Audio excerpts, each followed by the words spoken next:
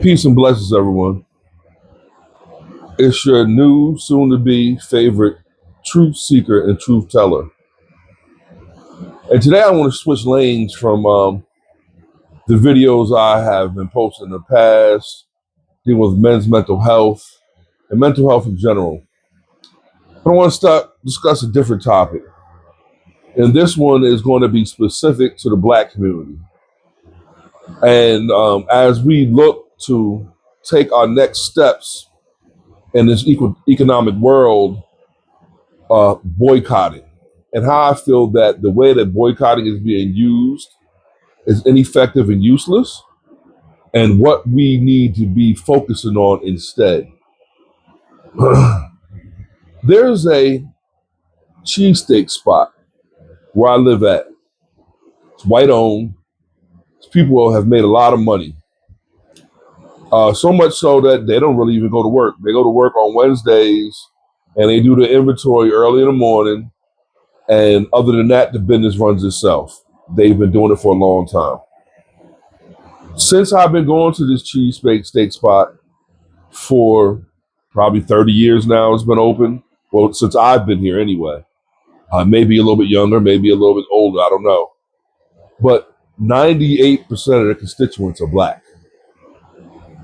98%. I may have seen, in my whole time living in this area, I may have seen one or two white people in there and everyone else is Black. Which means all their money is coming from the Black community. The vast majority of it.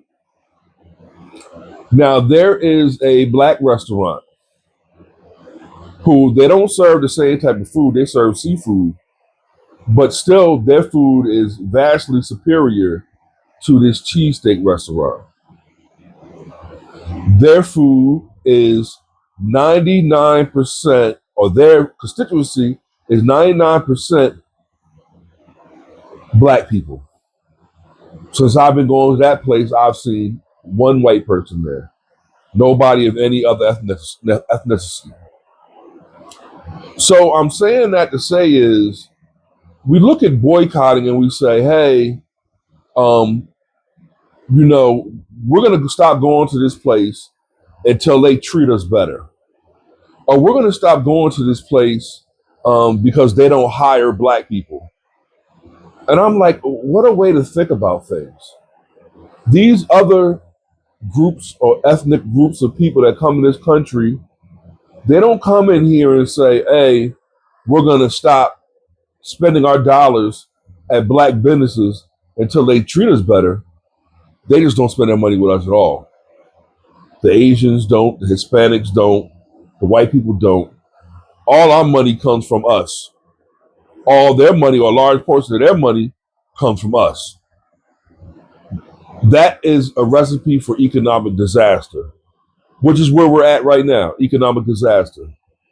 How is it that immigrants from other countries, like let's say Indian people have been in this country for maybe 40 years, maybe 30 years, and they're the richest demographic of people in this country, including white people.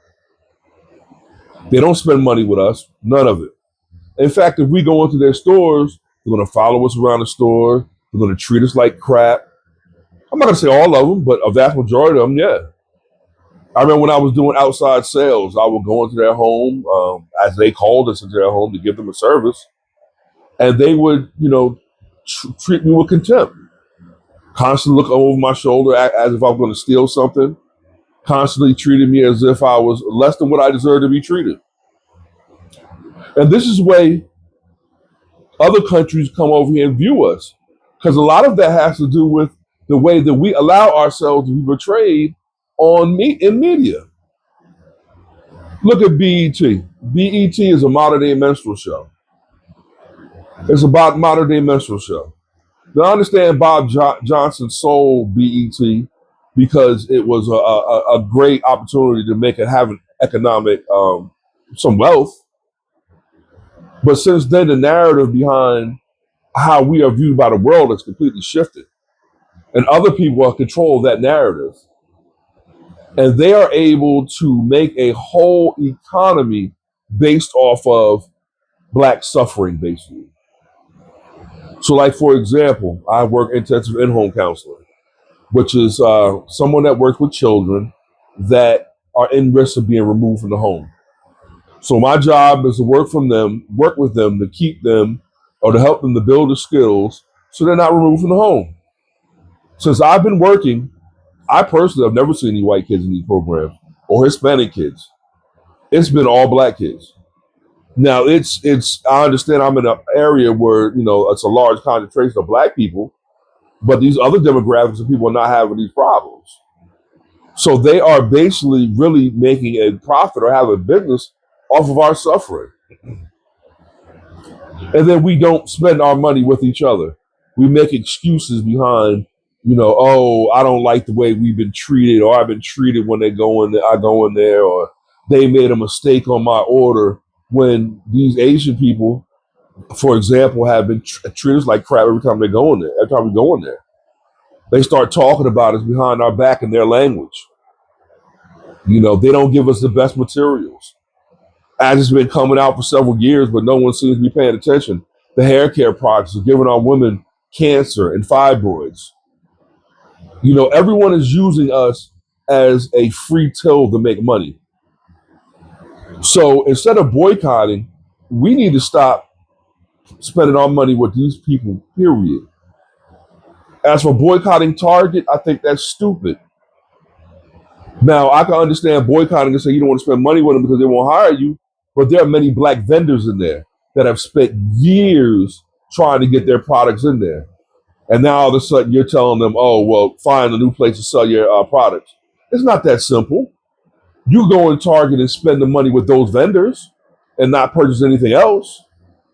But you're actually hurting the black vendors that went in there and spent a whole lifetime building their product up and building their brand up so they can sell them in these places. We need to be more strategic about what we do, because there's more companies out here that have been treating us a lot worse than Target. But yet the media tells us we should be focused on Target. That's what we focus on. We're so busy focused on whatever the TV says and not really doing any real analysis. And those of us who are trying to teach you the truth, we don't pay attention. We don't take a look.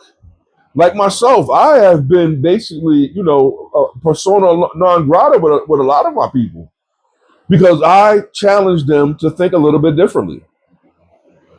I challenge them to take the narrative and say, hey, this is not necessarily what it is. Why don't you look at it from this angle?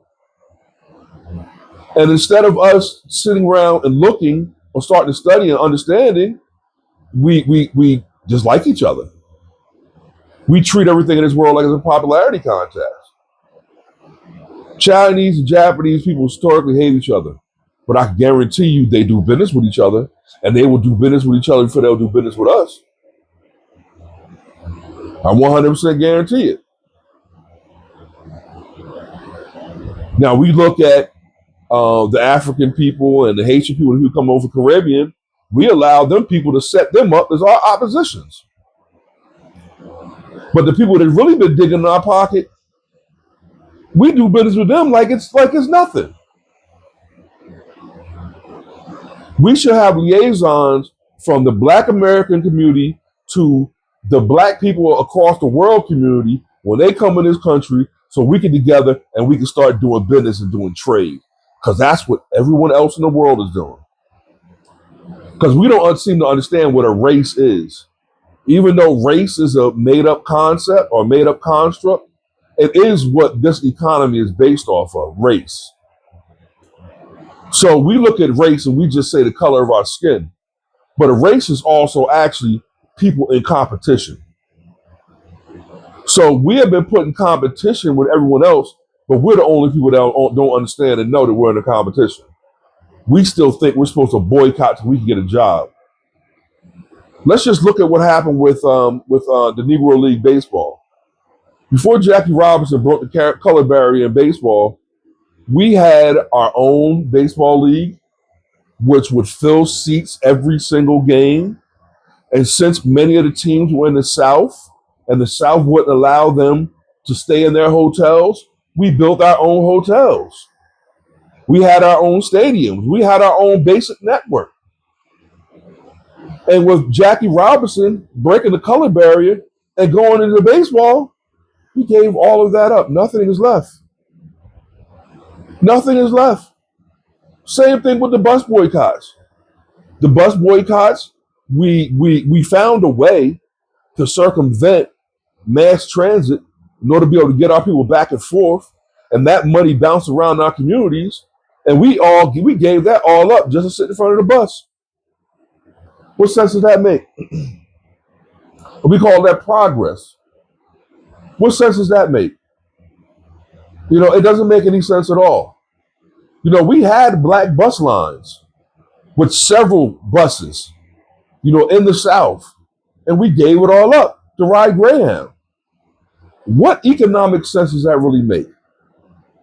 But I'll tell you one thing, I'll tell you how the daggone Indians came in here and wrestled control, economic control. What they did was they started purchasing motels. They would purchase a motel, and they would come in and they would allocate a few rooms, two of their family members in each room, and they would run that hotel. And they would save up money until they were able to purchase another hotel. Until you fast forward to today, Indians own 90% of the motels in America, and they're wealthy. We need to start looking at what all these other successful groups of people are doing and start modeling our behaviors behind them economically. Very much so the small hats. Them more than anyone else. We need to be looking at exactly what they do. When we see what they're doing, we need to start looking at doing something similar. Because what's happening is it's not working for us. It's not. I'm driving past. I've been living here where I live at now for the past 32 years. And I'm seeing our communities look the same. And now that they're coming in here and tearing down all the projects and moving black people out, they are dispersing the black community. Voting only works in blocks. If you have large groups of black people in one location, then that is power. If you disperse us out in a large group area of people, then you lose your voting power. It's not the Voting Rights Act, or it's not any of this other stuff. It's about being in a group. And the moment that we feel like we don't want to be around black people anymore, we move places to where people don't even want us to like us. Vandalizing our property, calling the cops on us, abusing our children, doing all kinds of stuff. So I'm saying this to say that we need to rethink our strategy if we're going to be able to make it in the future. Because if not, we're going to be on a permanent underclass. Because that's what we're headed towards right now. So black people, again, it's your favorite or your new favorite or soon to be favorite truth teacher and truth teller coming to you with another video. If you found any value in this video, please like, share, subscribe, and get at me in the next. Peace and love.